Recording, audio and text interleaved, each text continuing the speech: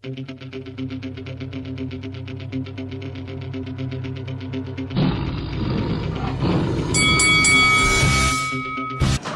this is Eddie Hearn and you're watching Lights Out. This is Lights Out. I'm FAISAL Khan and I'm joined here by Sonny Edwards. Sonny, how you doing? Yeah, I'm all good, thank you, mate. Yep. How's firstly training preparation? How's that been going for Saturday night's fight? Yeah, it's good. Do you know what I mean? No boxer really says that it's going shit. Do you know what I mean? Like I said, it's just another camp. Had a few things that didn't go perhaps the 100% best, but got over them. Had good sparring, trained hard. Weight's been good pretty much since my last fight. Haven't had to drop too much, but I have had to in the past. So yeah, I'm here for it. I feel fit, I feel sharp, and I'm looking forward to putting a good performance. Toughest fighters out there to prepare for are definitely the Mexicans, and you do fight a Mexican fighter on Saturday night. You put up a good performance in your last fight. What you're going to be looking to do different this time going into this fight, and how do you deal with your opponent on Saturday night? Well, it's hard to predict too much. I go in there, first couple of rounds of the scouting mission, I use that as my intel, and then I go from there. If I feel like he's quite easy to hit, then I'll be letting more shots go. If I feel like he's punishing me for making mistakes, I'll be more reserved and pick my time.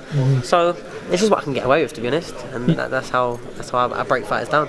You're in such a good place right now. You've also got your brother who's a world champion. How happy are you with the progression you're making, not only as a professional fighter but working with Queensbury Promotions and Frank Warren?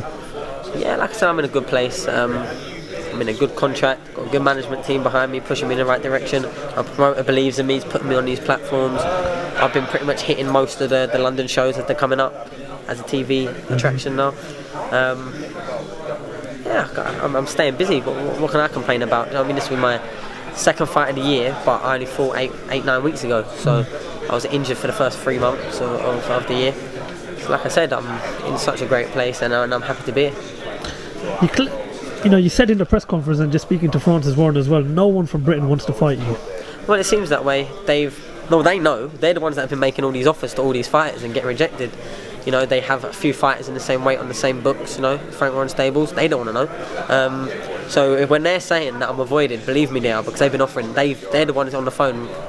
Most of them I don't even hear about. I hear them through other people, like that people have been offered the fights. They don't tell me, they haven't taken a fight. It comes full circle. Boxing world's too small. Like I said, any fighter out there that fancies it, I'm there for him.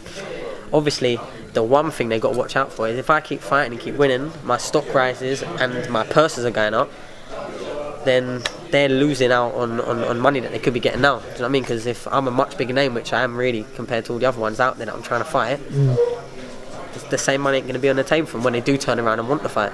They're going to get the opportunity. I've always wanted to ask you, your brother's with Eddie Hearn. What made you go to Frank Warren? I thought you might have followed in your brother's footsteps. I kind of followed in my brother's footsteps when I went with MTK, and there was offers from Eddie Hearn, there was talks, and they was like, look, trust us, have a couple of fights with us, ain't got to sell no tickets, put you on a purse, busy. I had 3 fights in 3 months, 2 in 3 weeks, my debut, my first 3.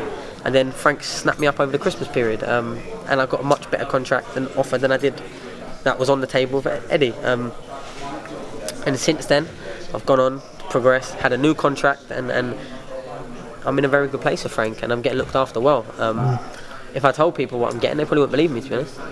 And I understand, looking at the rankings, you're ranked number 2 in Britain and number 1 is Kal Yafai now. Yeah. I remember last year your brother had a bit of a run-in with him, but it seems more likely that you could get that fight before your brother now. At what stage in your career would you look at that and think that's an option for you? If it was offered now, I'd take it. Kal will never fight me. I think he'll probably fight my brother, maybe if he loses or something. I think that's when he'll fight him for big money. But he's in no rush to do so. I think he wants to explore all the other options first. I sparred Kal 1 round on GB and then I never sparred him again. What happened in that 1 round of sparring? Nothing really happened. I moved around. I was an amateur, 100 miles an hour. But I can just remember he hit me right at the end of a round with a big left hook. And I thought, wow, I'm not going to let him do that again. But then Rob McCracken was like, oh no, come out. I think he just got frustrated because at that time I think I was only about 18, 19 and I was getting in with someone, he might have been a world champion then or just as he was coming up to it. So I wasn't looking to mix it with him. I was just 100 miles an hour fighting on pure instinct and fear, do you know what I mean? So can't take too much of it, but obviously a fight that I would comfortable in getting. I boxed his brother Galau in the amateurs, beat him in a close fight, but look how good since then he's gone on to the Olympics, European bronze medal, whatever he got, and he'll go on probably to the next Olympics as well. Final question, give us a prediction for the big main event on Saturday night. Dubois versus Gorman. I would edge towards Dubois, but not confidently. If Gorman's fit and ready for 12 rounds, then Gorman could chance him, and I wouldn't be surprised. But I just don't really see that too often at heavyweight, so we'll see on Saturday if Gorman's got the engine. I think that would be the biggest question. Sonny Edwards, thank you very much for your time. No, Good cheers, luck. Look forward to see you on Saturday night, and good luck, and look forward to speaking to you soon.